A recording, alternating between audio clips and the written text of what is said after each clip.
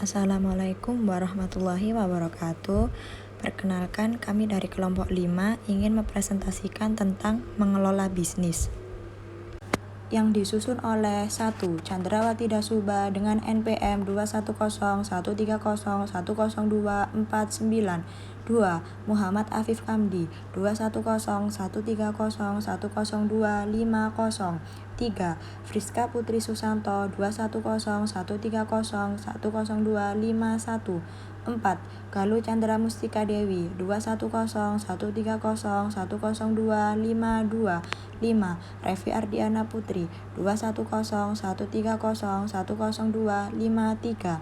6. Anggita Faradila 21013010254. 7. Rindi Mailita Hapsari 21013010255. 8. Bella Francisca 21013010256. 9. Daniel Ramadan 21013010257. Yang pertama, kasus pembuka Google. Google LLC adalah sebuah perusahaan multinasional Amerika Serikat yang berkhususan pada jasa dan produk internet. Produk-produk tersebut meliputi teknologi pencarian, komputasi web, perangkat lunak, dan periklanan daring.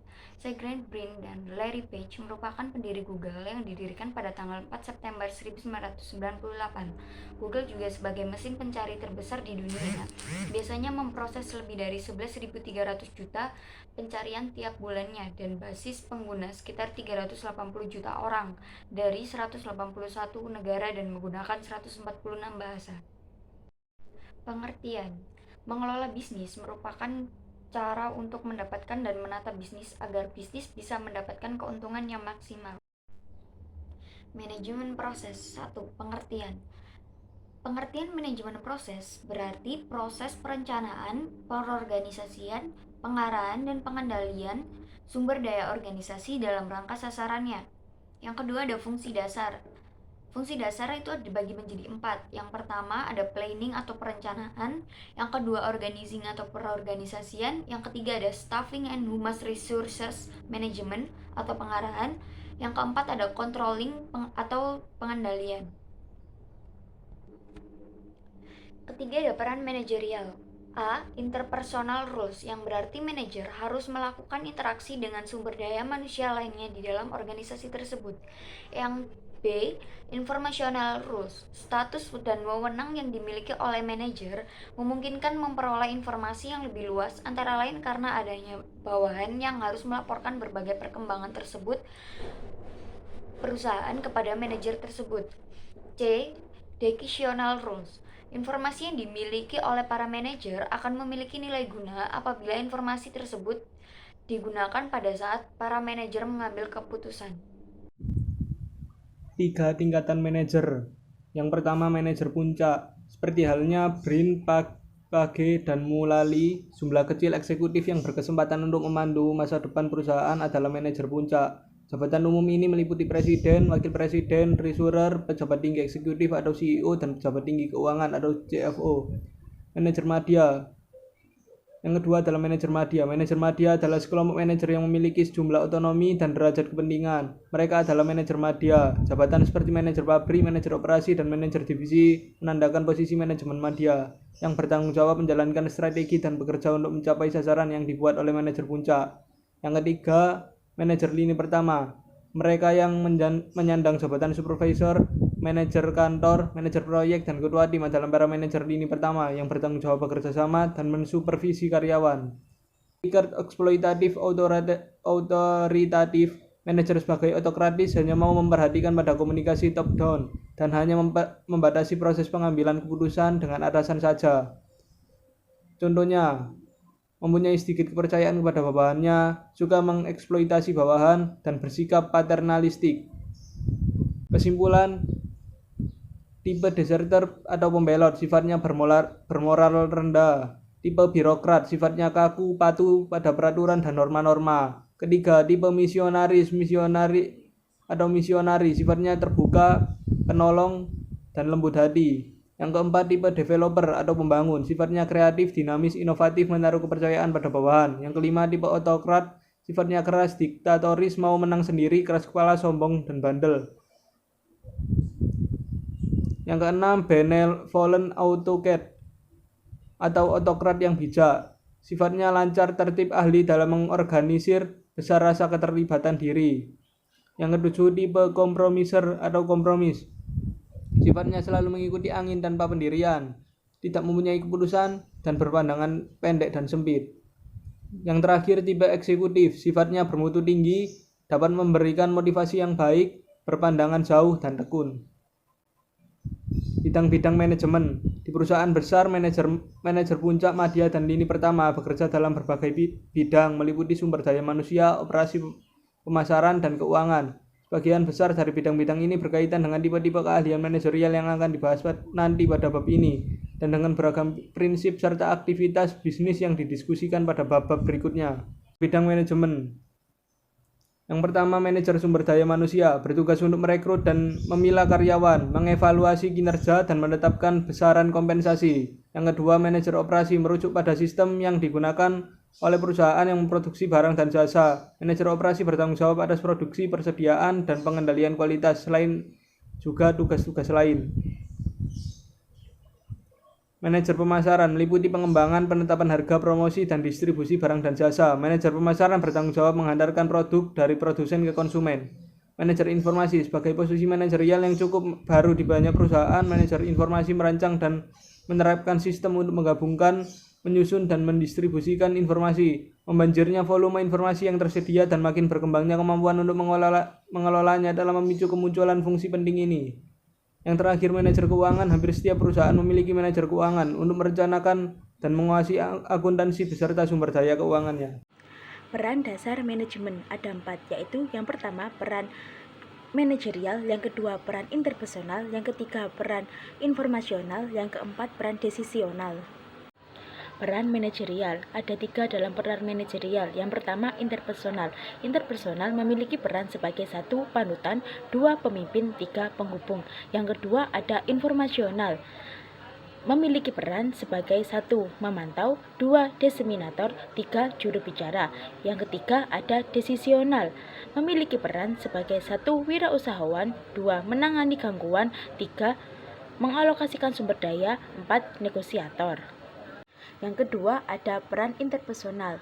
Peran interpersonal ada panutan atau figurehead, ada pemimpin atau leader, dan ada penghubung atau liaison. Panutan seperti menghadiri peresmian. Kegiatan ini bersifat seremonial dan simbolis ketimbang substansif. Yang kedua ada pemimpin atau leader, seperti merekrut, melatih, dan memotivasi karyawan, menunjukkan cara melakukan berbagai hal dan bagaimana bekerja dalam tekanan. Yang ketiga ada penghubung atau liaison. Manajer sebagai seorang koordinator atau menghubungkan berbagai individu, kelompok, atau organisasi. Peran informasional ada 3. Yang pertama, pemantau. Diharapkan seseorang mencari informasi yang bernilai, responsif terhadap informasi, dan berupaya menghimpun banyak informasi. Yang kedua, diseminator, yaitu seseorang mengirim informasi relevan kepada orang lain di lingkungan kerjanya. Yang ketiga, juru bicara, secara formal menyampaikan informasi kepada orang-orang di luar unit atau di luar organisasi.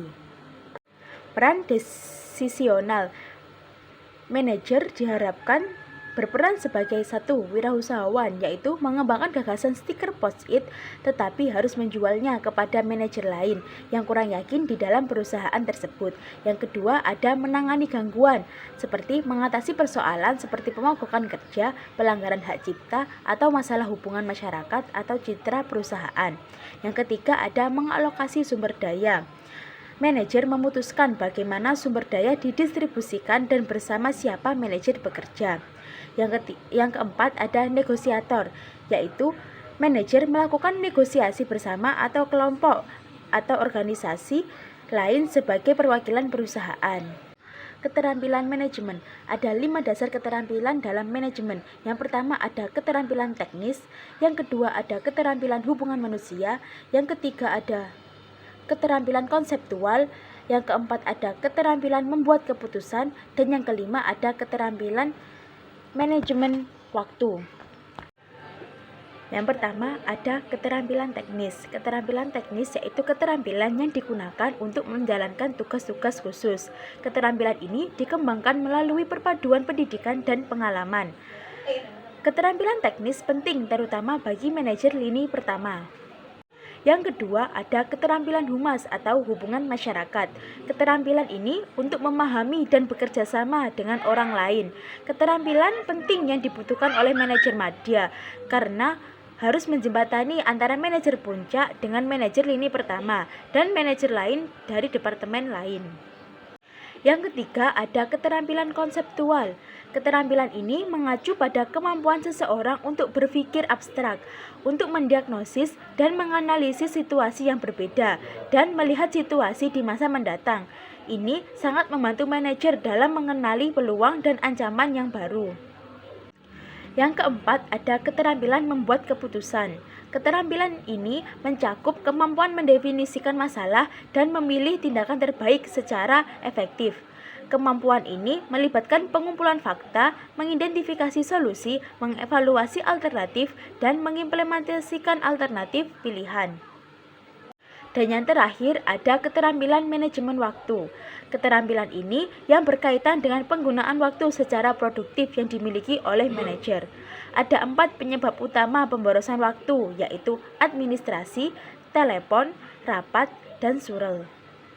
Keterampilan manajemen abad 21. Saat ini, sebagian besar ahli mengemukakan pentingnya keterampilan yang melibatkan manajemen global dan teknologi. Yang pertama ada manajemen global. Manajer masa depan diharapkan melengkapi diri dengan peralatan, teknik, dan keterampilan khusus yang diperlukan agar bisa bersaing di lingkungan global. Yang kedua, ada manajemen teknologi. Di masa teknologi yang sangat melejit ini, informasi dapat mengalir ke semua orang sekaligus. Hal ini dapat berakibat keputusan datang dan dibuat lebih cepat. Manajemen strategi, menetapkan sasaran dan merumuskan strategi. Manajemen strategi adalah proses membantu perusahaan untuk memelihara susunan yang efektif dalam lingkungannya. Sebagai contoh, jika lingkungan bisnis perusahaan mengarah pada persaingan yang lebih ketat, bisnis tersebut mungkin perlu memangkas biaya dan mengembangkan lebih banyak produk dan jasa sebelum persaingan memanas.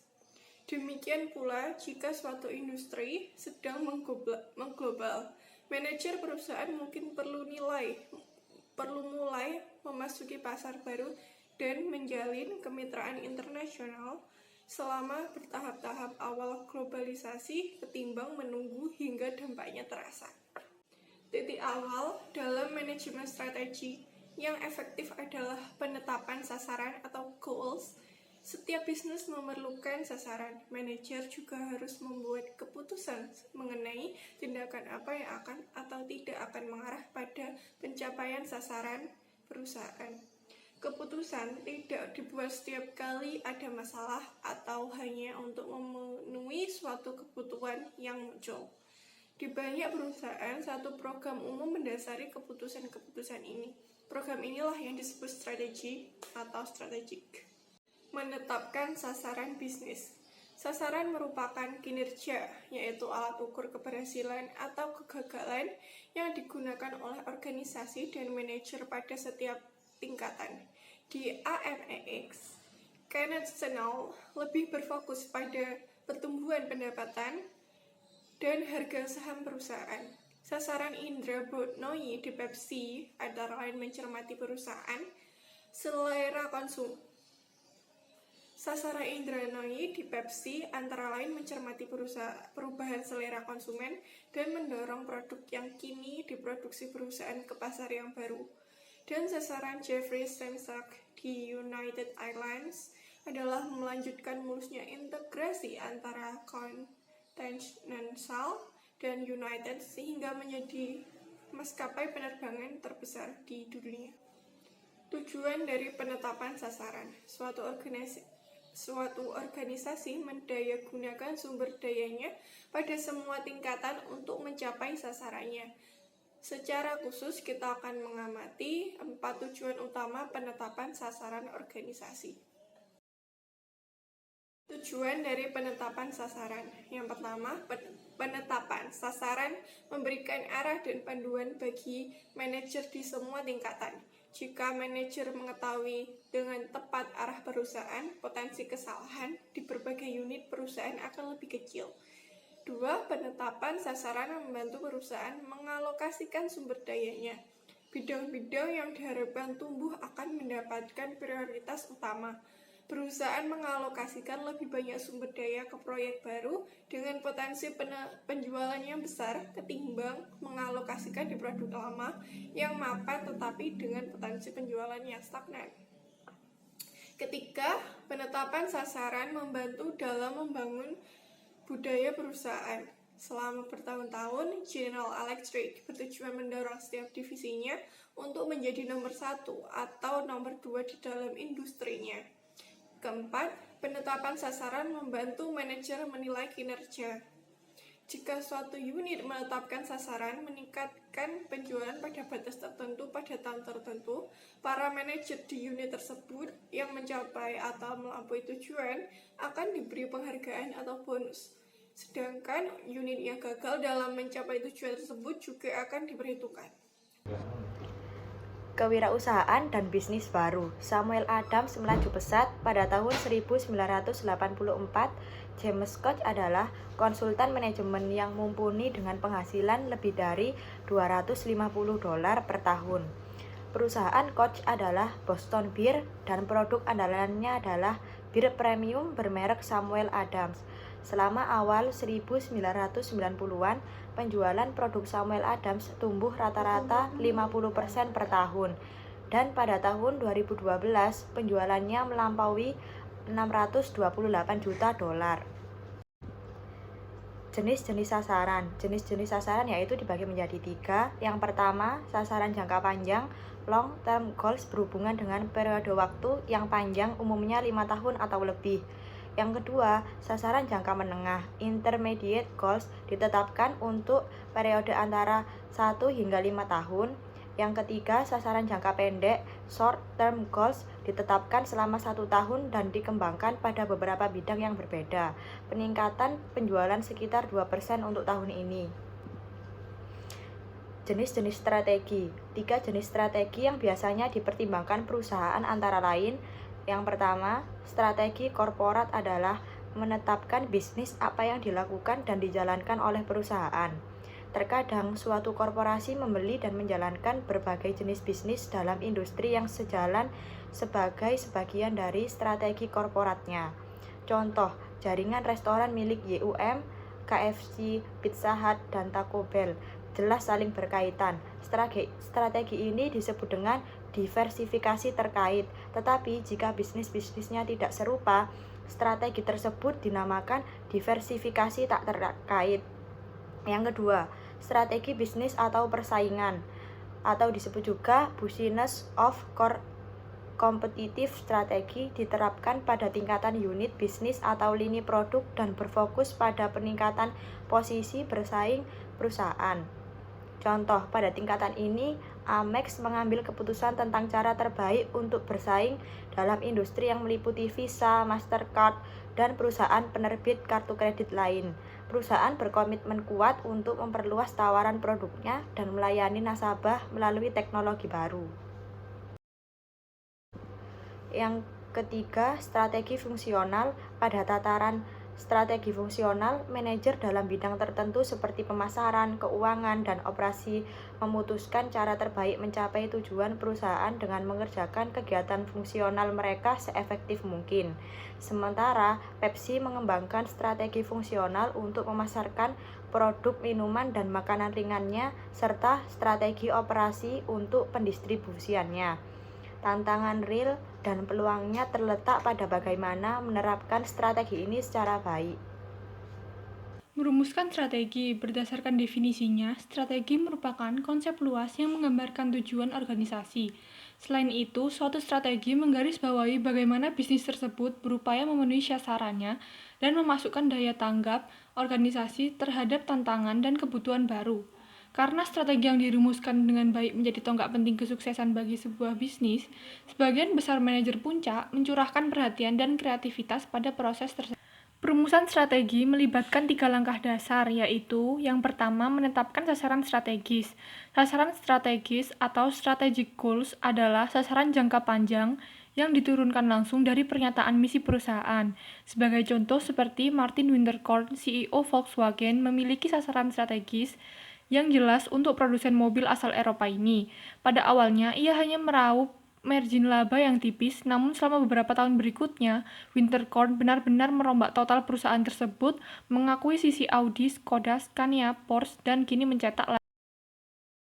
Yang kedua, menganalisis organisasi dan lingkungan. Setelah sasaran strategis ditetapkan, manajer biasanya berupaya untuk menilai organisasi beserta lingkungannya. Pertama, ada analisis SWOT, yaitu penilaian kekuatan dan kelemahan organisasi atau strength and weakness, serta peluang dan ancaman lingkungan atau opportunity and threat, untuk memberdayakan kekuatan organisasi dan memetik manfaat dari peluang. Yang kedua, ada analisis lingkungan atau environmental analysis, yaitu pengamatan lingkungan bisnis untuk mencari ancaman dan peluang, digunakan untuk mengatasi atau menutup kelemahan organisasi dan mencegah atau menghadapi ancaman. Yang ketiga, ada analisis organisasional atau organizational analysis. Ini adalah untuk lebih memahami kekuatan dan kelemahan perusahaan, meliputi surplus tunai, keahlian teknis, ketersediaan bakat manajerial, tenaga kerja yang berdedikasi, dan sedikitnya persaingan. Yang ketiga, mencocokkan organisasi dan lingkungan. Langkah terakhir ini yaitu mencocokkan ancaman dan peluang dari lingkungan terhadap kekuatan dan kelemahan perusahaan. Pencocokan ini menjadi jantung dari perumusan strategi.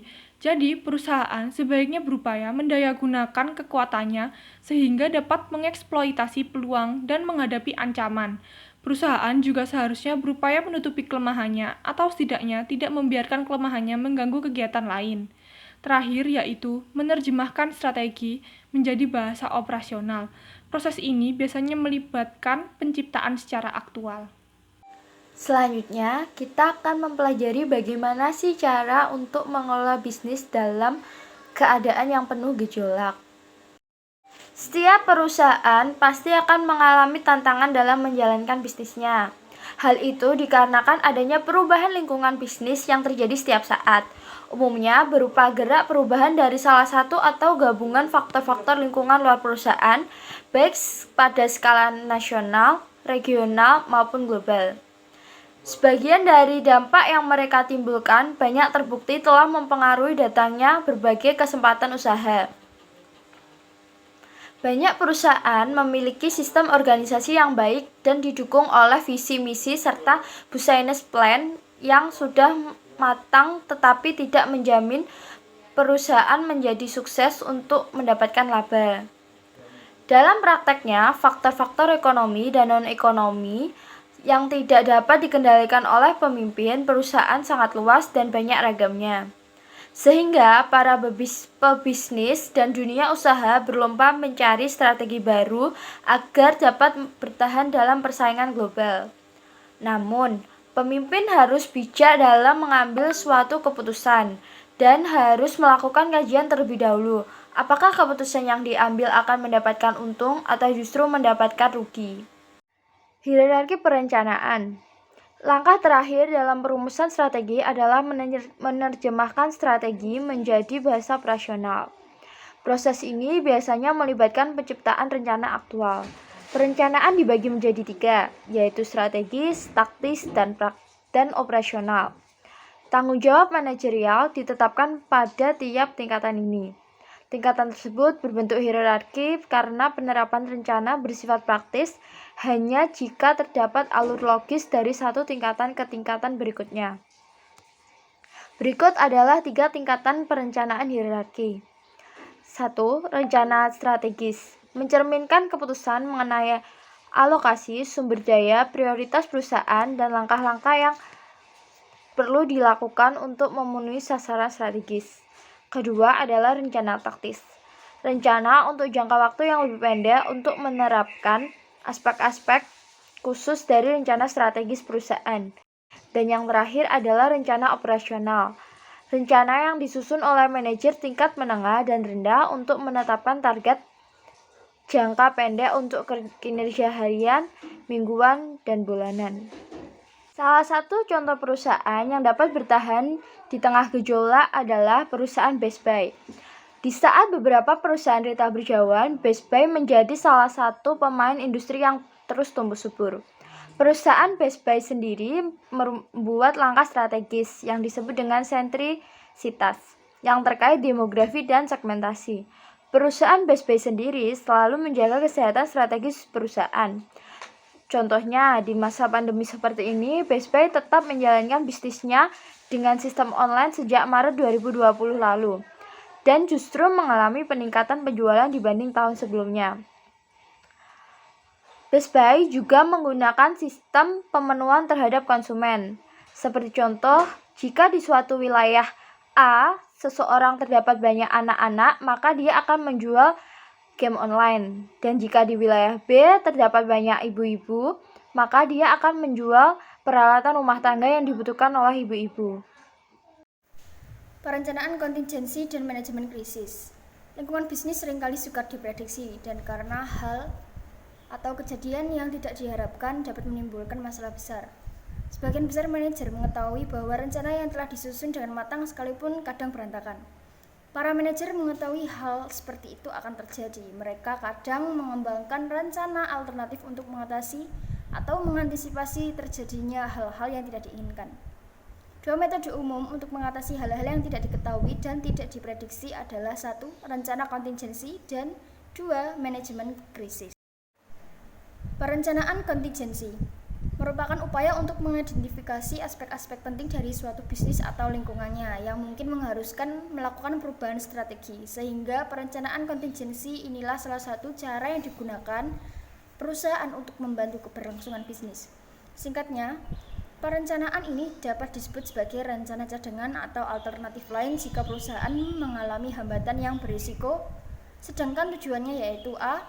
Untuk meminimalisir efek negatif dari suatu perubahan serta mitigasi secepat mungkin setelah kejadian yang tidak terduga. 2. Melindungi sumber daya perusahaan serta menetapkan tanggung jawab khusus dalam konteks pemulihan. Manajemen krisis.